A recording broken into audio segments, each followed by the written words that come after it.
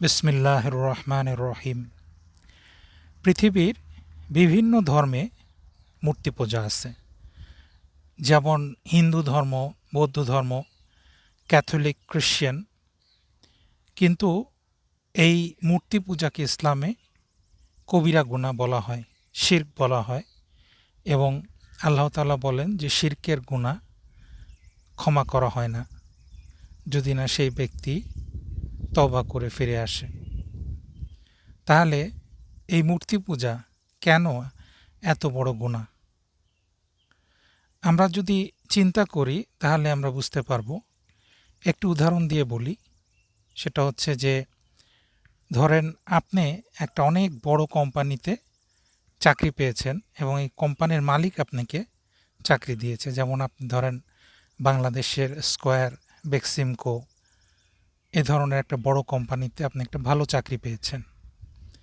এখন ওই কোম্পানিতে যাওয়ার পরে আপনি যদি ওই কোম্পানির মালিকের সাথে দেখা না করে ওই কোম্পানির একজন সিকিউরিটি গার্ড বা একজন পিয়নের সাথে আপনি দেখা করেন এবং তাকে অনেক প্রশংসা করতে থাকেন যে স্যার, আপনি আমাকে চাকরি দিয়েছেন, আপনাকে অনেক ধন্যবাদ, এবং তার কাছে আপনি চেতে থাকেন যে স্যার, আমার যাতায়াতের জন্য একটা ট্রান্সপোর্টেশন লাগবে, আমার থাকার জন্য একটা কোয়ার্টার লাগবে, এগুলো আমার ব্যবস্থা করে দেন। তাহলে কি হতে পারে? আপনি কি এগুলা পাবেন? আপনি তো পাবেনই না, উল্টা আপনার চাকরি কিন্তু চলে যেতে পারে।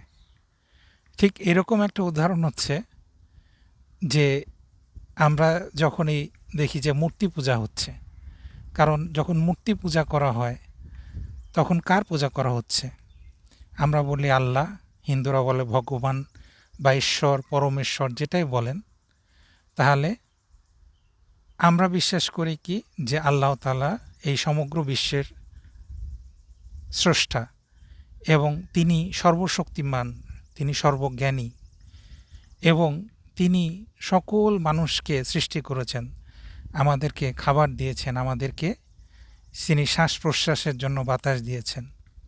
এখন আমরা সেই আল্লাহর ইবাদত না করে যদি আমরা একটা মাটির তৈরি মূর্তি বা একটা পাথরের তৈরির মূর্তির ইবাদত করি, যার নিজেরই কোনো নড়ার ক্ষমতা নাই, যাকে আপনাকে নড়ায় দিতে হবে, যাকে আপনাকে সরায় দিতে হবে, সেই মূর্তির যদি ইবাদত করি, তাহলে কি মহান আল্লাহ তাআলাকে অসম্মান করা হয় না? তাহলে এটা আল্লাহ তাআলাকে অসম্মান করা। এই জন্য ইসলামে মূর্তি পূজাকে হারাম করা হয়েছে এবং এটা শিরক, কবিরা গুনাহ। আল্লাহ তাআলা আমাদের সকলকে বুঝার তৌফিক দান করুন। আসসালামু আলাইকুম।